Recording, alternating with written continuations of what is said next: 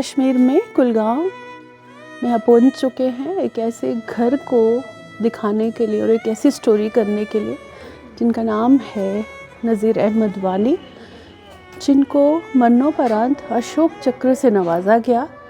یہ شری نگر کا اکلوتا گھر ہے جس میں ترنگا یہاں پہ لگا ہوا ہے۔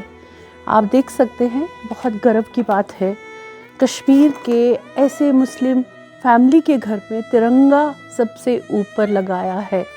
کون کہتا ہے ہندو مسلم سکھ عیسائی الگ ہے؟ کوئی الگ نہیں ہے، صرف سوچ بدلنے کی ضرورت ہے۔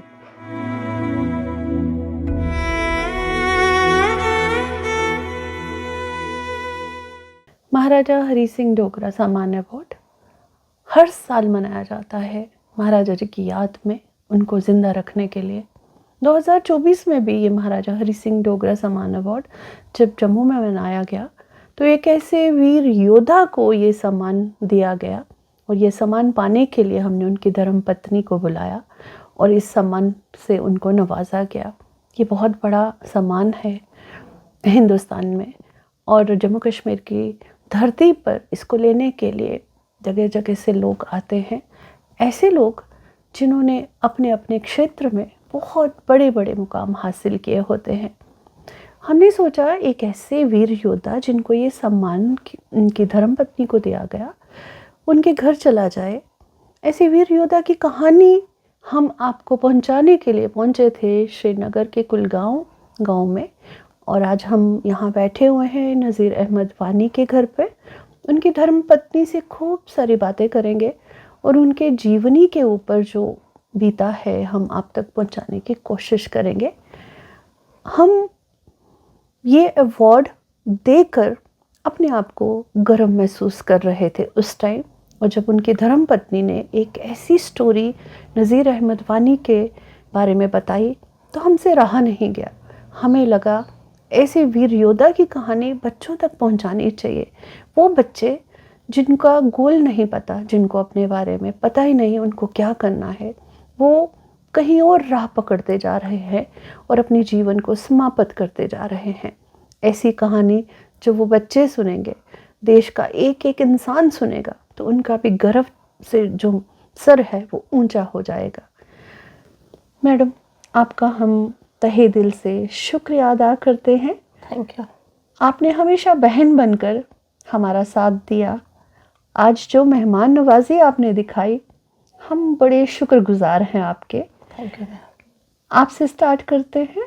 ہاں میم، آپ بتائیے نذیر احمد وانی کے بارے میں۔ میں مہاجبین وانی اشوک چکر ایوارڈی ہوں، اور جو میرا پتی ہے اس نے جو بھی کام کیا ہے اس دیش کے لیے، آپ کا ہی سر گرو سے اونچا نہیں ہے، کیونکہ ہمارا سر بھی گرو سے اونچا ہے، اور میں خاص کر میرے بچوں سے میں آپ کو یہ بتانا چاہوں گی کہ جب میرا پتی اس دیش کے باہر سے چلا گیا، تھوڑا کہ یہاں بگڑ گیا، کہ اس نے کوئی غلط راستہ اپنایا۔ جب وہ پہلے ملٹن بنا تھا تو پھر اس نے جوائن اخوان کے ساتھ کیا، پھر میری شادی ہوئی اس کے ساتھ 1999 میں، تو پھر میں نے اس کو سمجھایا آپ اب دیش کا سیوا کرو، آپ نے جتنا بھی غلط کام کیا کیا وہ آپ پیچھے رکھو، لیکن آپ اپنے بارے میں سوچو اور دیش کے بارے میں سوچو۔ پھر میں نے کیا بولا اس کو، میں نے کہا کہ آپ آرمی جوائن کرو، لیکن جیسا اس سے پہلے میں نے اپنے بارے میں بھی سوچا۔ میں نے سوچا اگر میں بھی کچھ کام کروں اس دیش کے لیے تو میرا پتی تو مجبور ہو جائے گا دیش کا اچھا کام کرنے کے لیے۔ پھر میں نے یہ کیا کیا، میں تب مجھے 11th پاس تھی، پھر میں نے +2 کیا، پھر میں RRT میں نے جوائن کیا، تو پھر میں ٹیچر لگ گئی۔ تو اس کے بعد میرے پتی کو یہ جوش آ گیا، جب میری پتنی میں اتنا جوش ہے دیش کی سیوا کرنے کا تو میں کیوں پیچھے ہٹوں، تو اس نے آرمی جوائن کیا 2004 میں۔ اس کے بعد کیا کہ اس نے بہت سارے آپریشنوں میں حصہ لے لیا، تو اس نے کم از کم 30 آپریشنوں میں حصہ لیا، اور کامیابی وہاں 30 آپریشنوں میں ہی ملے۔ ان کے جو آفیسرز تھے تو وہ ان پہ زیادہ بھروسہ کرتے تھے، وہ یہ بولتے تھے کہ نہیں پہلے نذیر اس کے بعد ہم۔ تو اس نے بہت بڑا کام کیا. 2004 میں اس نے جوائن کیا آرمی کے ساتھ. 2007 میں اس کو پہلا سینا میڈل ملا, گیلنٹری ایوارڈ. تو اس کے بعد کیا کیا, بہت سارے ایوارڈز آئے ان کے نام پہ. تو سینا میڈل 2-3 بار اس نے منع کیا, نہیں, اس نے بولا افسر کو کہ میرے پاس ہے ایک, اب کسی اور کو دے دو. 2018 میں دوسرا سینا میڈل آ گیا. تو میں پہلے یہ بتانا چاہوں گی کہ میں نے اپنے پتی کو دیش کی سیوا کے لیے تیار کیا, اور اس کے بعد جب یہ برہان وانی جو ملٹن تھا وہ جب یہاں اس دنیا سے چل گئے, تو سارے دلوں میں یہ ہوتا تھا کہ برہان وانی. اس سال میں جس بچے نے جنم لیا اس کا نام آپ یہاں پاؤ گے, برہان وانی. لیکن میں اسکول میں تھی تو میں نے بچوں سے پوچھا کہ آپ کیا بننا چاہو گے, تو مجھے سارے بچوں نے یہ بولا ہم برہان وانی بننا چاہیں گے. تو میں نے پھر بچوں کو سمجھایا, میں نے کہا ایک ٹھیک ہے کوئی بات نہیں, تو آپ مجھے بتاؤ جب آپ اپنے ماں باپ کو پیسے مانگتے ہو 10 روپے, وہ کتنا دیتے ہیں؟ وہ بولا کہ ہم 20 روپے دیتے ہیں میرے ماں باپ. میں نے کہا ماں باپ کیا کرتے ہیں آپ کے لیے, کیوں پڑھاتے ہو؟ تو ان کے دل میں تھوڑا, یہ بچوں کے دل میں تھوڑا یہ گھس گئے کہ ہاں میم ہمیں اچھی باتیں بتاتی ہے.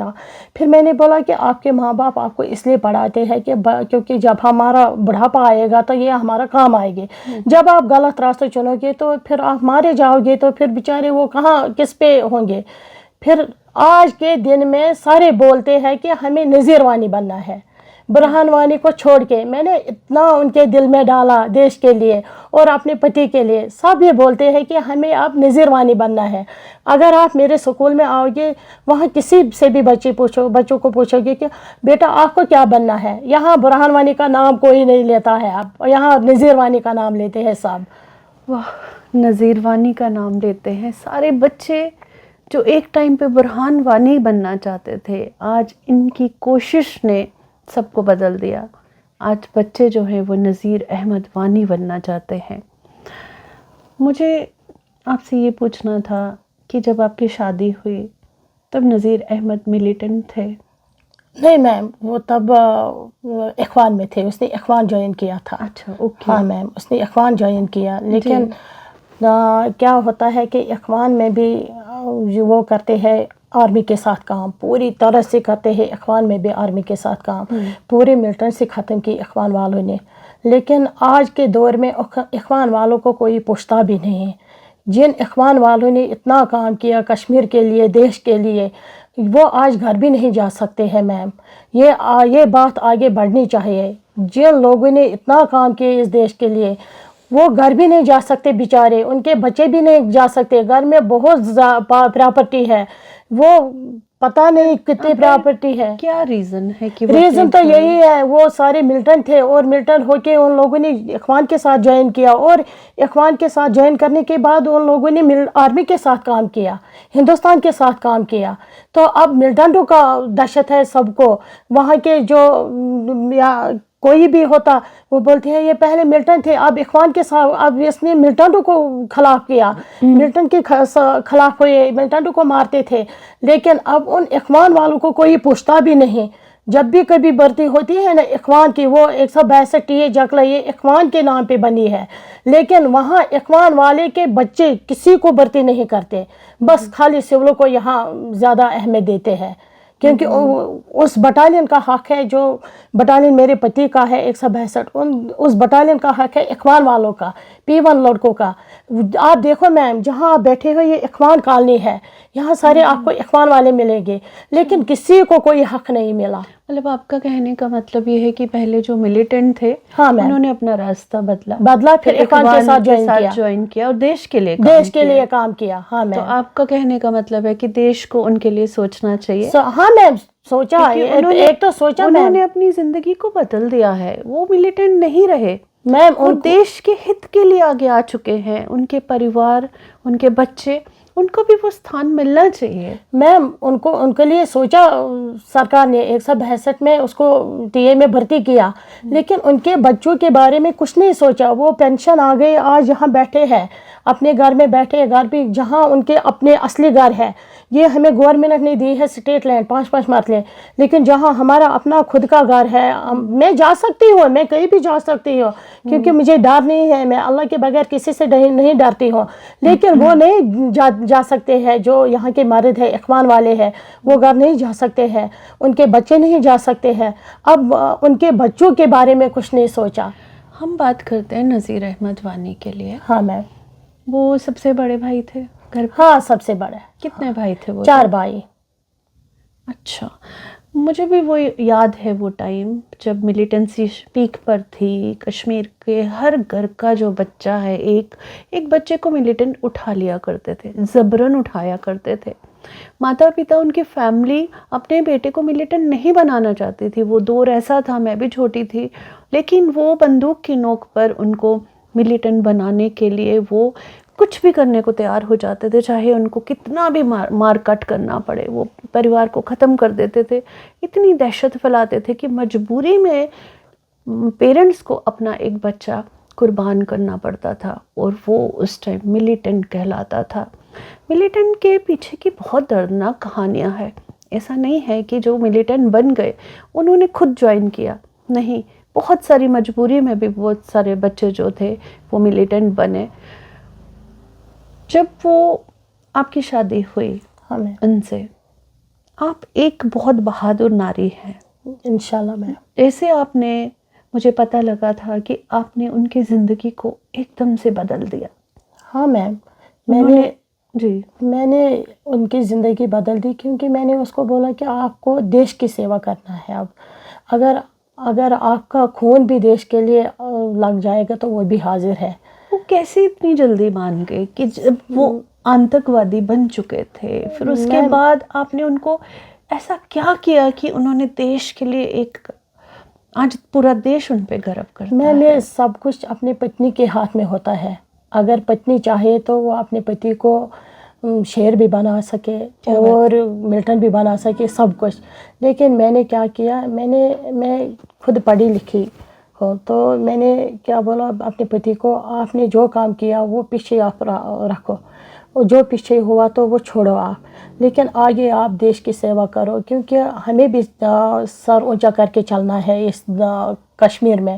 اگر آپ غلط کام کرو گے تو پھر آپ کے بچے ہیں وہ کیسے کسی کے ساتھ اٹھیں گے, بیٹھیں گے, سب وہ یہ سوچیں گے کہ یہ فلانی کا بیٹا ہے, اس نے یہ غلط کام کیا, وہ کیا. آپ ایسا کام کرو کہ دیش کو گرو ہونا چاہیے آپ پر, کہ ہمیں بھی گرو ہونا چاہیے کہ ہاں میرے پتی نے کتنا بڑا کام کیا اس دیش کے لیے. انشاءاللہ اس نے ایسا ہی کیا, اس نے ہمارے سر کو فخر سے اونچا کیا اور پورے انڈیا کو اس نے. مجھے بتائیے, جب انہوں نے پہلا دن وہ آپ کی زندگی کا, جب نذیر احمد وانی ایک ملیٹنٹ سے ایک فوجی تیار ہو چکا تھا, وہ پل کیسے تھے آپ کی زندگی کے؟ میں بہت اچھا لگا اس دن مجھے. میں خود بیمار تھی اس دن, تو جب وہ جوائن کے لیے چلا گیا یہاں 30 دسمبر اور 2003 کو, پھر 16 دسمبر 2004 کو اس کو وہاں لیا گیا, لیکن یہاں سے گھر سے وہ چلا گیا 30 دسمبر ہی. تو میرا چھوٹا بیٹا پتہ نہیں کتنے مہینوں کا تھا. پھر وہ جب یہاں سے چلا گیا تو میں ان کے ساتھ آدھے راستے تک چلی گئی, بیٹے کو گھر میں چھوڑا اپنی ماں کے پاس. پھر وہ کہنے لگا اب اپنے بیٹے کے لیے کمبل لانا, وہ کرنا, یہ کرنا, بچوں کا خیال رکھنا, مجھے آپ پہ بھروسہ ہے, آپ نے بہت کیا اپنے گھر کے لیے, بچوں کے لیے اور سب کے لیے, آپ نے بہت کچھ کیا ہے. تو اب ایک بیٹا تھا آپ کا؟ ہاں میم. دوسرا بیٹا بعد میں پیدا ہوا؟ ہاں میم. تو پھر کہنے لگا کہ مجھے پتہ ہے میرے گھر میں ایک شیرنی بیٹھی ہے, مجھے کسی کی ڈر نہیں ہے, کسی کا چنتا نہیں ہے. ان کی ماں کا آپریشن بھی انہی دنوں میں آیا تھا, تو ان کو بھی میں نے اپنے پاس رکھا, اس کو بھی پالا میں نے خود. تو وہ ایسے چلا گیا یہاں سے کہ مجھے پتہ ہے میری پتنی میرے پیچھے میرے ماں باپ کا خیال رکھے گی. کچھ ایسا انسیڈنٹ ہوا کہ جب نذیر احمد وانی نے ملیٹنسی چھوڑ کر فوج جوائن کی, تب آپ کو کچھ ڈر لگا, کچھ مطلب ملیٹنٹس کی وجہ ان لوگوں نے آپ میں کوئی دہشت پھیلانے کی کوشش کی؟ نہیں میم, مجھے کوئی ڈر نہیں لگا. ڈر تو میں نے پہلے بولا, ڈرتے تھے وہ لوگ ہیں جو گیدڑ ہوتے ہیں. کیا بات ہے. ہاں میں ڈرتی نہیں نہ میں ڈری کبھی. میں ملٹن کے بیچ میں بھی چلی گئی 2-4 بار, مجھے بہت بار ملے تھے لیکن میں تب بھی نہیں ڈری. مجھے پتا تھا زندگی اللہ کے ہاتھ میں ہے, ان کے ہاتھوں میں تھوڑی ہے. میں نے بچپن سے ڈر چھوڑا, بچپن سے مجھے ڈر نہیں تھا, میں کبھی نہیں ڈرتی تھی. جب وہ ڈیوٹی پر بھی ہوتے تھے تو پھر یہ بولتا تھا کہ میرا فرض پہلے تو اس کے بعد میرے بال بچے ہیں, بس آپ اپنا خیال کتنی رکھنا. دیر کے بعد گھر آیا کرتے تھے؟ وہ آتے تھے مہینے کے بعد, 2 مہینے کے بعد بھی, کبھی آتا ہے 15 دن کے بعد ایک نائٹ کے لیے, کبھی آتا. وہ فارن چلا گیا 2014 میں, وہ 15 مہینے کے بعد گھر آیا. 15 مہینے کے کیا بعد کرنے کے لیے؟ اس کا جب پہلا سینا میڈل ملا ہے تو پھر ان کو لیتے ہیں فارن. اچھا, ہاں سینا میڈل ملا پہلے 2007 مطلب انہوں نے میں. ایسے کیا کیا 2007 میں کہ ان کو سینا میڈل ملا؟ اس نے آپریشن میں حصہ لے کر اس نے بہادری دکھائی وہاں, تو پھر اس کو سینا میڈل ملا. اچھا. ہاں 2018 میں ان کو دوبارہ جانا تھا, 19 میں, پھر 2018 میں وہ شہید ہو گئے. دوسرا بیٹا آپ کا کب پیدا ہوا؟ وہ جب وہ جہاں سے چلے گئے یہ جوائن کرنے کے لیے, اس کے بعد 1 سال کے بعد ہی اس کا جنم ہوا. جب ان کو ہم بتانا چاہتے ہیں, نذیر احمد وانی ایسے شری نگر کے پہلے ویر یودھا تھے جن کو اشوک چکر ملا. بہت گرو کی بات ہے. جب ان کو اشوک چکر ملا تو وہ ہم انسیڈنٹ آپ کے منہ سے سننا چاہتے ہیں. ایسا کیا انہوں نے دیش کے لیے کیا کہ اتنا بڑا سمان سے ان کو نوازا گیا؟ میم ان دنوں میں ہم بولتے ہیں نا یہ عید میلاد النبی, جو ہمارے پیارے نبی کے دن ہوتے تھے, 10 دن ہم یہ نبھاتے ہیں, 10 دن مناتے ہیں, وہی دن تھے اس ٹائم. تو وہ آ گئے 21 نومبر گھر. تو میں بیمار تھی, میں اپنے مائکے میں تھی. اس نے بولا آپ مائکے میں بیٹھو 5-6 دن, وہیں سے آپ ڈیوٹی جاؤ. تو یہاں سے دور ہوتا ہے کیونکہ میرے مائکے سے 1 کلومیٹر دور ہے میرا سکول. پھر وہ 21 نومبر اس نے مجھے کال کیا کم از کم مغرب کے ٹائم. اس نے بولا آپ گھر آ جاؤ آج رات کے لیے, تو آج بڑا دن ہے, تہوار ہے, تو آج آپ گھر آ جاؤ. پھر میں نے اس کو منع کیا, میں نے کہا ابھی لیٹ ہوا تو آپ کیسے کھانا بناؤں گی, اوپر سے میں بیمار ہوں. اس نے زور دیا تو میں آ گئی, بہت لیٹ آ گئی میں گھر. پھر اس نے بہت ساری باتیں کی اس رات, اس نے میرے ساتھ بہت ساری باتیں کی اس نے. اور اس نے یہ بولا کہ مجھے چھٹی آنا ہے سیٹرڈے کو, تو آپ بھی چھٹی رکھنا 10 دن, ہم جائیں گے جموں. بس یہی باتیں ہوئی ہمارے بیچ میں. تو اور بچوں کی باتیں ہوئی, ایسے بڑا بیٹے کو انجینئر بنانا ہے, چھوٹے بیٹے کو ڈاکٹر بنانا ہے. ہاں ایسی باتیں کی اس رات ہم بہت لیٹ تک نہیں سوئے, بس باتیں کی ہم نے. تو وہ 22 نومبر یہاں سے چلا گیا, میں بھی چلی گئی. تو اس نے بولا کہ آپ 2-4 دن اور رکو مائکے میں, یہ تو جب تک آپ ٹھیک نہیں ہو جاؤ گی تو پھر آ جانا گھر. تو ان کو آنا تھا 24 نومبر چھٹی کے لیے. اس نے صاحب کو بولا کہ مجھے چھٹی سینکشن ہوئی ہے تو میں جاؤں گا گھر. اس نے بولا کل سنڈے ہے, اب آج مت جاؤ, کل جاؤ, سنڈے کو جاؤ. تو پھر کیا ہوا میم, سیٹرڈے کے 11 بجے اس نے میرے ساتھ کال کی تھی. اس نے بولا آپ بیمار ہو, آپ کا سوئچ آف کر کے سو جاؤ, تو ہمیں کہیں جانا ہے. وہ میرے ساتھ ہر کوئی بات شیئر کرتا تھا. اس نے بولا کہ ہمیں کہیں جانا ہے تو آپ آرام سے سو جاؤ. اور مجھے ایسا ہوا کہ مجھے کیا لگا کہ یہ گھٹن سے محسوس ہوئی مجھے. میں نے 12 بجے موبائل آن کیا تھا, میں نے دیکھا واٹس ایپ پہ وہ آن لائن تھا. میں نے سوچا میں اس کو کال کر, میں نے سوچا نہیں پتہ نہیں کہاں ہوگا. اس نے بولا ہمیں کہیں جانا ہے تو پتہ نہیں کیا ہے. تو میں نے رات بھر نیند نہیں کی, بس یہی گھٹن ہوئی مجھے, بے قراری ہوئی مجھے. تو پھر جب میں صبح, اس نے 7 بجے میرے ساتھ بات کی. اس نے کہا یہاں ان پٹ تھا, یہاں آپریشن ہوا, آپ سو جاؤ, آرام سے سو جاؤ, کرو آرام تھوڑا. تو یہاں 7-6 منٹ مر گئے. مجھے کیا پتہ تھا یہ میرے لیے کون سا دن ہے آج. میں سو گئی میم. تو میں اٹھی 8:30 بجے. 8:30 بجے جب میں نے, ہاں میم, اس نے 6 بجے میرے ساتھ بات کی, 6 بجے یا 7 بجے ایسا یہ ٹائم تھا. تو پھر کیا ہوا میں سو گئی, پھر سو گئی. رات بھر نیند نہیں کی میں نے سوچا میں تھوڑا آرام کر کے نا پھر ڈیوٹی جانا ہے مجھے. پھر میں صبح اٹھی جب, تو میں نے موبائل کھولا, میں نے جب نیٹ نکالا تو وہاں نیٹ بند آ رہا تھا. میں نے اپنی ماں کو بولا ارے مما آج نیٹ بند کیوں ہے, پتہ نہیں. مجھے پتہ تھا کہاں ملٹن مار گئے. میں نے ان کو بولا پتہ نہیں کسی جگہ کچھ تو ہوا. اس کے بعد میرے بھائی کی کال آئی ہے میرے باپ کو 9 بجے. میں نے چائے وائے پی. تو اس کے بعد میرے بھائی کی کال آئی, میرے باپ نے اس کو کال کیا, مجھے نہیں. وہ مجھے بولتا ہے, وہ مجھے بولتے ہیں جبا, مہاجبی نہیں بولتے ہیں, جبا شارٹ میں بولتے ہیں. تو اس نے بولا, میرے باپ نے بولا ہاں بولو. اس نے بولا وہ آپ کے پاس ہے؟ اس نے بولا ہاں وہ میرے پاس ہے. جب ان کے موبائل کی آواز تھوڑا زیادہ تیز تھی, جب میں نے سنا تو میں باپ کے پیچھے پیچھے گئی. تو اس نے بولا یہ میرے پیچھے پیچھے ہے. پھر میں نے بھائی کو بولا آپ مجھے بولو کیا بات ہے, آپ ایسے مت گھبراؤ, کیا بات ہے؟ اس نے بولا نذیر کو گولی لگی پیر میں. تو میرا بڑا بیٹا یہاں تھا, تو میں نے اس کو کال کی, میں نے کہا آپ کارڈ لاؤ وہاں, ڈپینڈنٹ کارڈ, ہمیں جانا ہے بادام باغ, تو آپ کا پاپا وہاں ایڈمٹ ہے. تو وہ آ گیا بائک پر. تو پھر جب میں نے یہاں ایک نیبر کو کال کیا, میں نے اس کو قسم دیا آپ مجھے سچ بتاؤ کیا بات ہے. اس نے بولا اچھا, آپ کو صرف اتنا بتایا گیا کہ پیر میں گولی لگی ہاں ہے. ہاں وہ میرے بھائی نے بتایا. پر وہ فوت ہو چکے تھے. ہاں اس ٹائم تو وہ شہید ہو چکے تھے.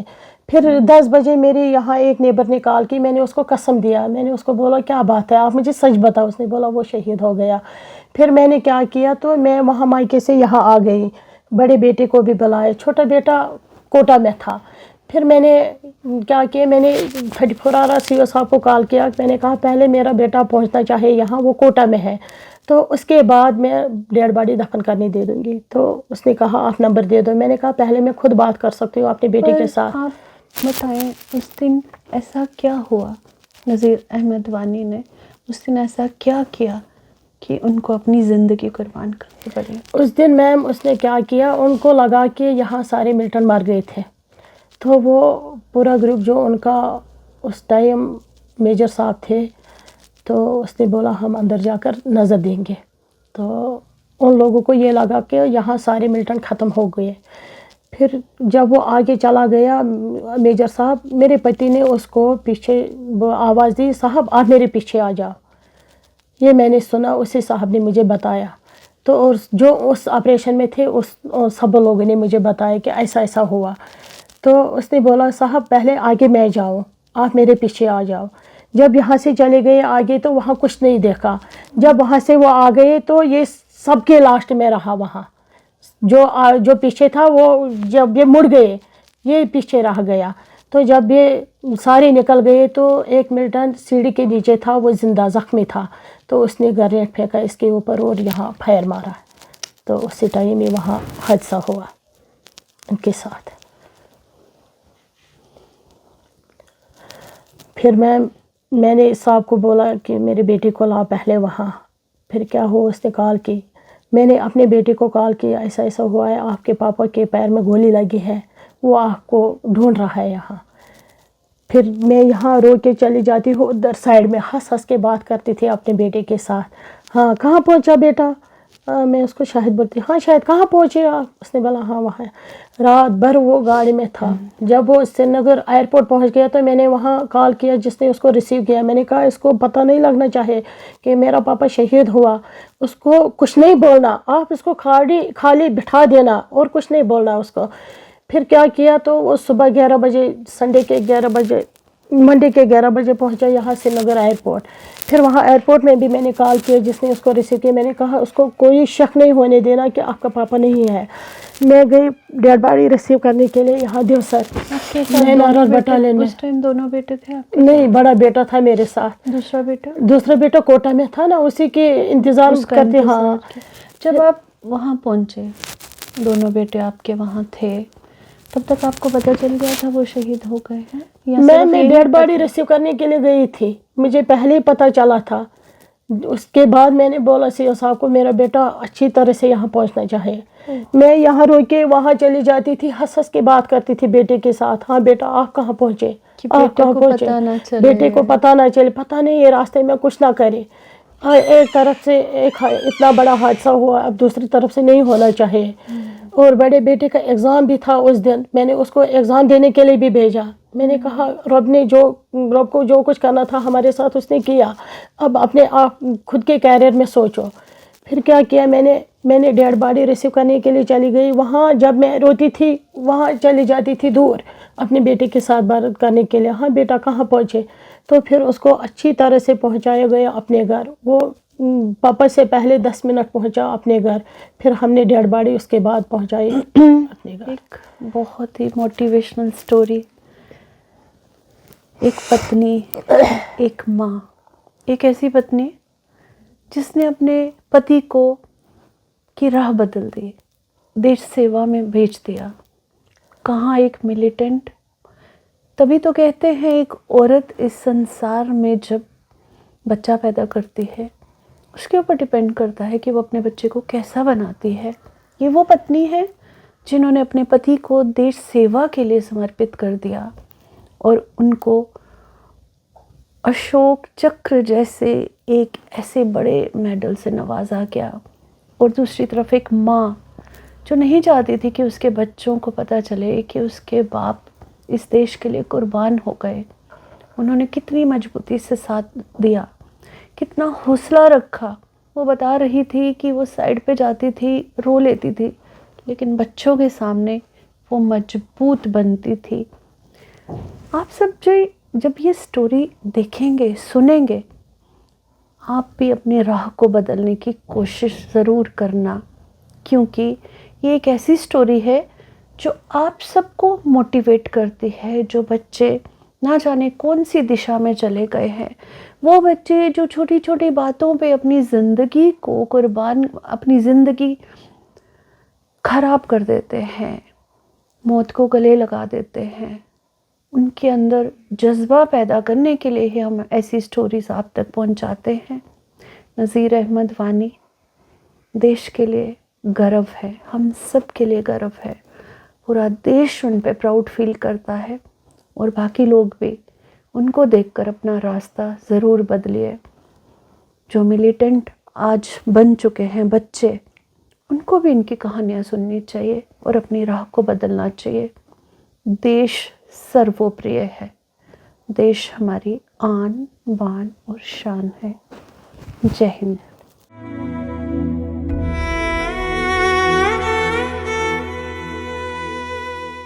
CEN نیوز دیش پردیش کی تازہ ترین خبروں کے لیے CEN نیوز کو سبسکرائب کریں اور رہیں پل پل کی خبر سے ہر پل باخبر.